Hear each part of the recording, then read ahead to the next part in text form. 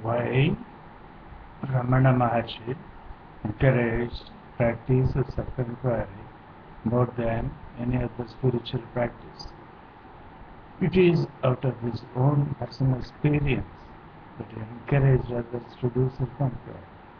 He became enlightened in 20 minutes by doing self-inquiry during his death experience at the age of 16. It never happened to anybody before in the whole spiritual history of mankind. So he knows that self-inquiry is a direct method for self-realization, and how in the fire of awareness ego mist evaporates and dissolves. He does not want to trouble the genuine truth seekers by advising other spiritual disciplines. Chang Chu said, easy is right, right is easy. This applies to self-inquiry, in which there is no need for self-torture in the name of spiritual discipline. In some methods, the aspirant tries to get rid of the ego without comprehending its activity. This is impossible, and there is no fun of running away from your own shadow. The more you try to run away from your shadow, with the same momentum your shadow follows you like a ghost wherever you go. In self-inquiry, we don't run away from the shadow, but we reach the real by identifying the source of shadow. So, we don't condemn the shadow, but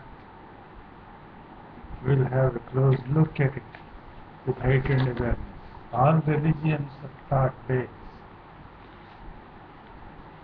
and so they are progeny of ignorance.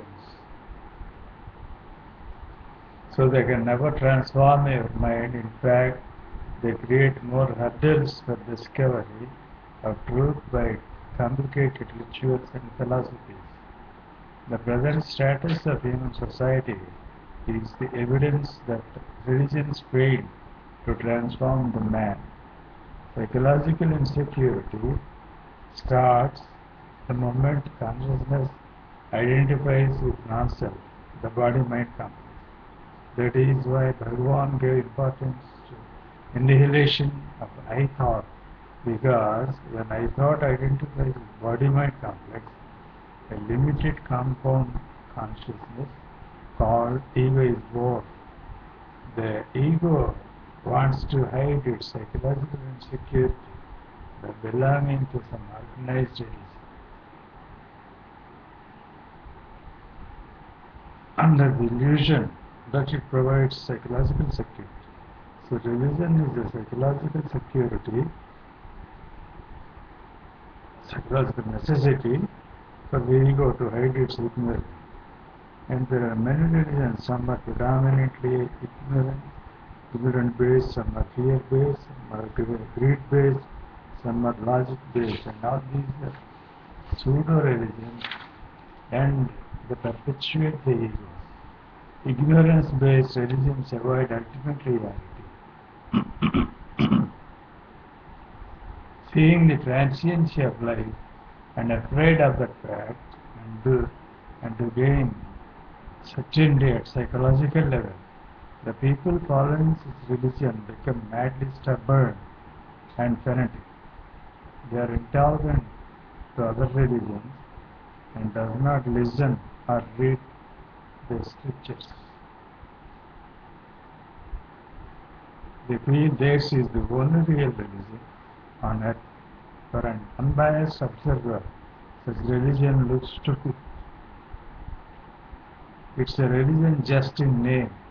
Unfortunately, all of us are forcibly conditioned to this type of religion, though the names vary. In the long run, belonging to such religion is harmful and destructive.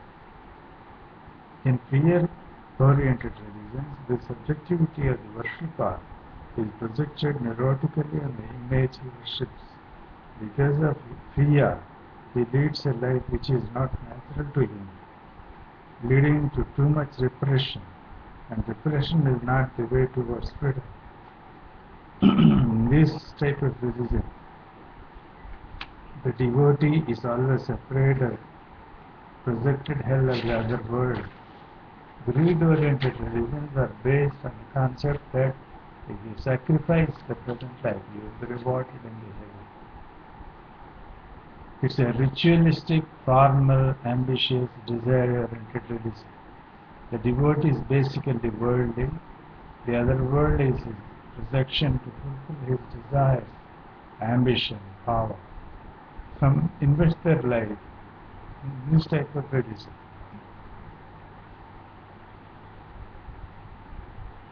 With disastrous consequences.